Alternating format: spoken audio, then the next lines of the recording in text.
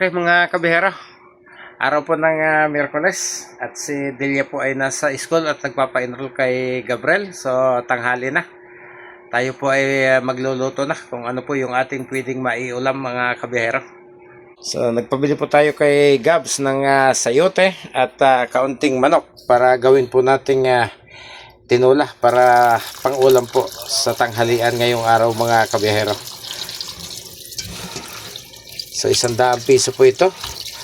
Mukhang kapag inubos kong gawing tinula marami naman para sa aming tatlo. So ang mangyayari, magtitira po tayo ng panghalo sa gulay para sa ibang ulam naman mga kabiyahero.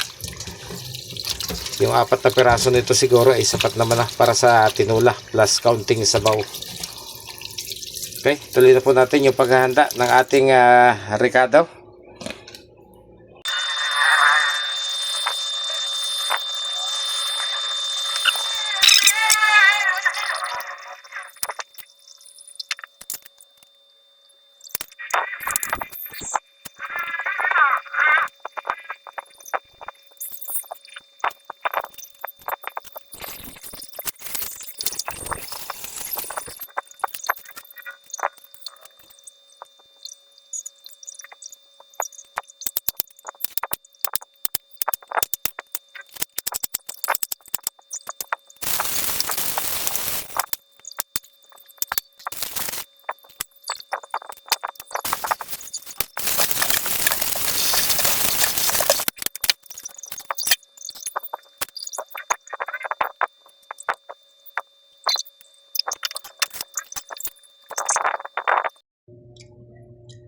Okay guys, ayan na po, kompleto na po yung ating mga inihandang gagamiting sangkap sa ating pagluluto. So umpisa na po tayo mga kabihero. Buhay na po natin yung ating apoy. Ayan, tanggalin natin yung tubig at bagong hugas. Matagal na kasing hindi ginakuha sa taguan, baka maalikabok kaya hinugasan po natin. Ayan.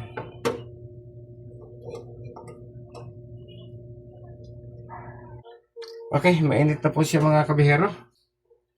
Iniwasan lang natin maglagay po ng mantika habang may tira pang tubig yung kaserola. Puputok-putok kasi yan. Lagay na po tayo ng mantika. Ayan. Uy.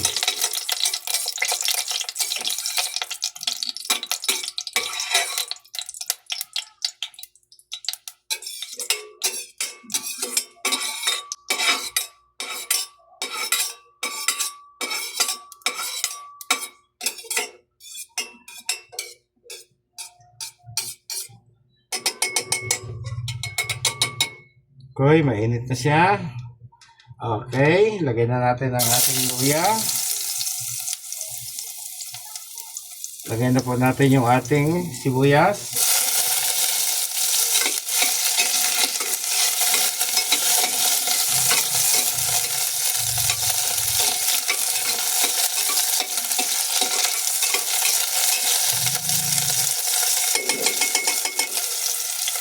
Lagyan na po natin ng paminta.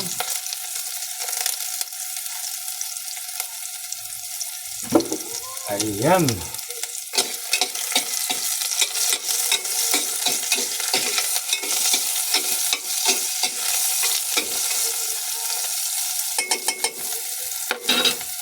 Tapos, ilagay na po natin yung ating chicken meat.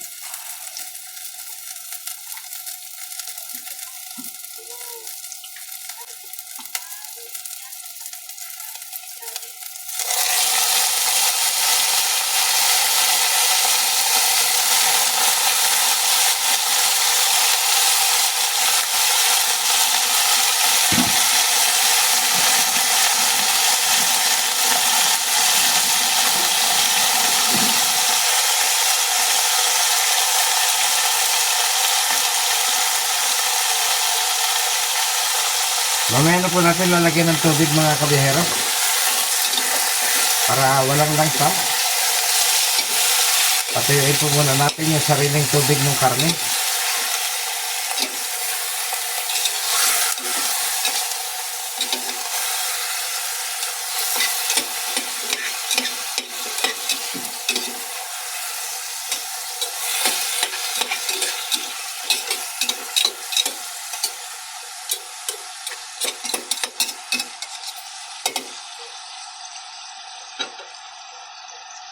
So yung sayote, medyo matagal lutuin, isabay na po natin.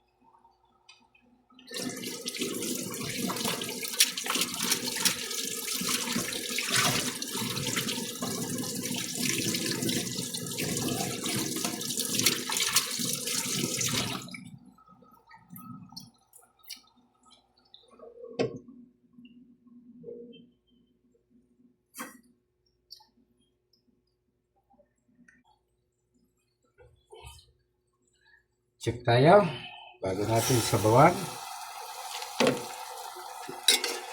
Ayan, napakabango na, nagmamantika na po siya. Tuyo-tuyo na yung tubig sa meat ng chicken, so pwede na po natin lagyan ng sabaw.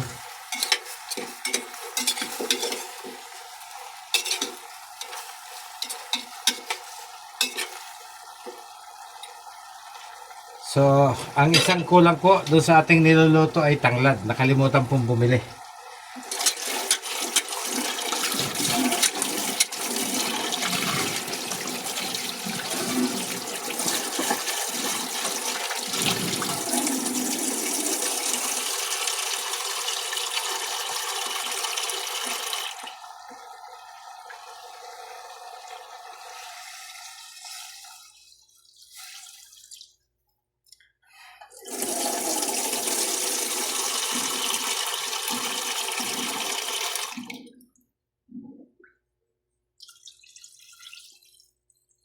Dinagdagan na po natin yung sabaw kasi sabi ni Delia, ubusin na yung manok. Eh kung mag-iinit mamayang hapon at wala ng sabaw, yari tayo. Ayan. So, maglalagay po tayo ng kaunting patis. May patis pa ba rito? Wala na yatang patis, ayun. Lalagay po tayo ng patis.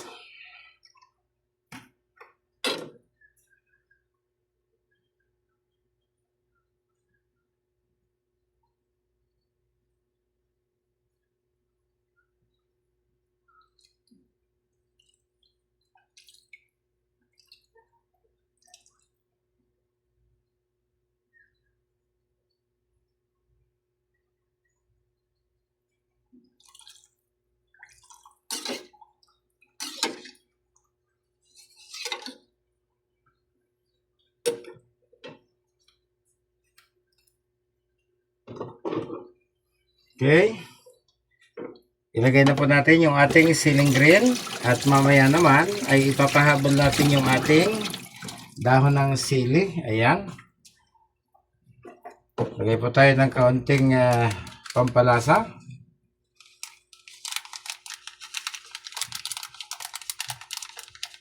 Okay. Pagkatapos, takpan muna natin.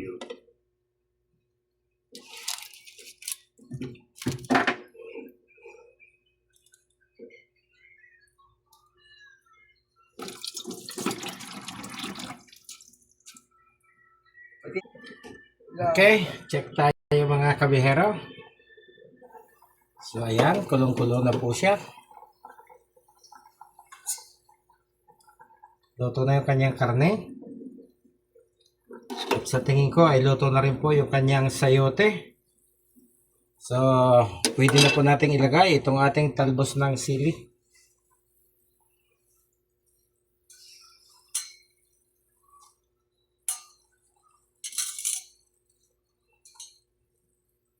Ayun.